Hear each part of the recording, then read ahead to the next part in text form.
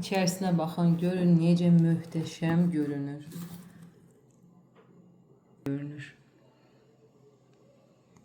Kanalımın değerli izleyicileri, her vaxtınız xeyir olsun. Xoş gördüm hər birinizi yeni videomda. Bugün mən sizlərə çox dadlı, ləzzətli gilə meyvəli piroq hazırlayacağım.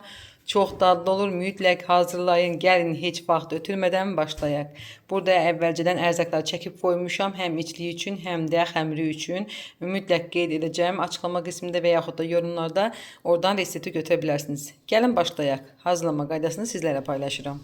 Əvvəlcə soyuq yağ götürmüşəm. Onu una bulayaraq tiyorkadan keçirdirəm. Bıçaq vasitəsilə doğraya bilərsiniz.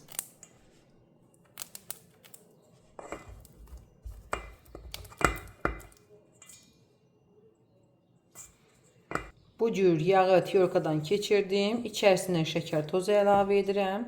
Yenə qeyd edirəm, qədərlərini mütləq yazacağım. 1 paket şekerli vanilin əlavə edirəm və 1 çay qaşığı hardasa qabartma tozu əlavə edirəm. Başlayıram xəmiri hazırlamağa. Yaxşıca xəmir hazırlayıram.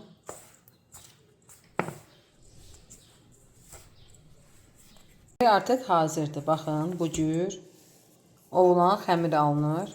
Bundan bir sıxma götürürük. Soyuducunun dondurucu gözünə qoyuruq. Baxın, belə götürürük. Üzəri üçün götürürük bunu. Soyuducunun dondurucu gözünə qoyuruq. Qalan hissəsini isə bişirəcəyimiz qabın içərisinə yayırıq. Yəni soba listinin içərisinə yayırıq. Belə istirəcək çəkdim, indi qoyuram dondurmaya. Qalan isə qoyuram kənarda 5-10 dəqiqə qalsın və içlik hazırlayıram. Xırdalacının içərisinə şəkər tozu əlavə edirəm. Yumurta əlavə edirəm. Yaxşıca qarışdırıram. Yumurta ilə şəkər tozunu qarışdırdım.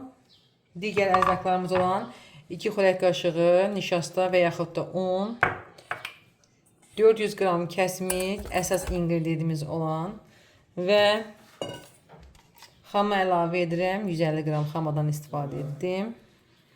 Digər ərzaqlarımızda hamısını birlikdə qarışdırıram. İstəyə görə içərisinə vanil də əlavə edə bilərsiniz. Mən etmirəm çünki içərisinə gilə meyvə əlavə edəcəm. Yəni istəyə görə edə bilərsiniz. Hazırdır. Hazır vəziyyətdə belə saxlayıram. İndi isə xəmiri yayıram soba listinin içərisinə. Mən mavi gilədən istifadə edəcəm. İstəyə görə başqa gilə meyvədən də istifadə edə bilərsiniz. Meyvəni yudum dəsmalın üzərinə sərirəm ki, suyu çəkilsin.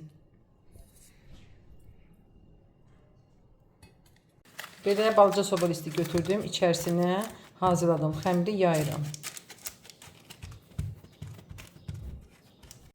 Demək olar ki, hazırdır xəmirimiz. Belə spatula vasitəsilə düzlük veririk.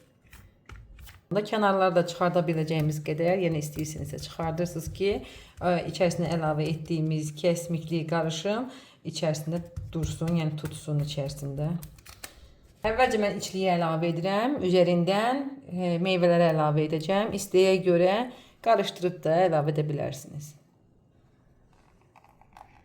Piroqa dad verəsi gilə meyvələri əlavə edirəm. Yine qeyd edirəm, istəyə görə fərqli meyvələr də sunaya bilərsiniz. Həm dadı, həm görüntüsü üçün çox gözəl gilə meyvələr, yəni piroqda gilə meyvələrindən istifadə etmək məsləhətlidir. Sadə formada da edə bilərsiniz. Mən çox əlavə edirəm, çünki istəyirəm ki, dadı tam hiss olunsun.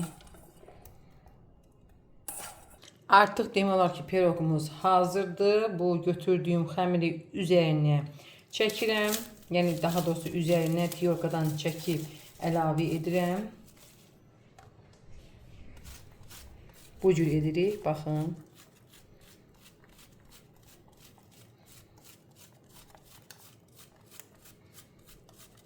Hazırladığımız möhtəşəm gilə meyvəli piroq gedir bişməyə. Öncədən 160-170 dərəcəli alt üst rejimdə qızdırdığımız sobada üzəri qızarana kimi pişiririk. Çox dadlı, ləzzətli, möhtəşəm piroqumuz hazırdır. Artıq bişir. Sobadan hardasa yarım saatdir ki çıxardım. İndi isə kəsirəm və sizlər üçün içərisini göstərirəm.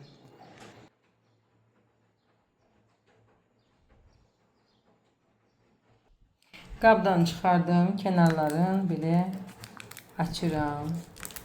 Baxın, yağlı kağızın, yəni yağlı kağızın azad edirəm. Kənardan bu cür görünür.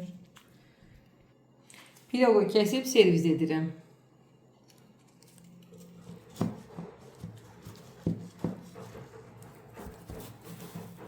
İçərisinə baxın, görün necə möhtəşəm görünür.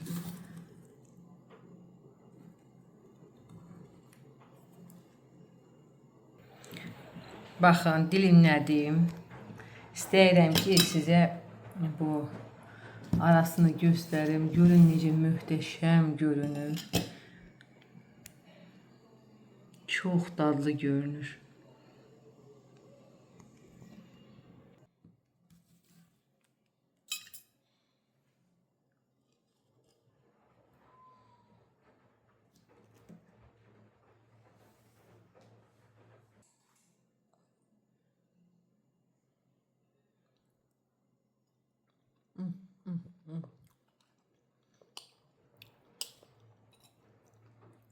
Çox möhtəşəm, çox dadlıdır.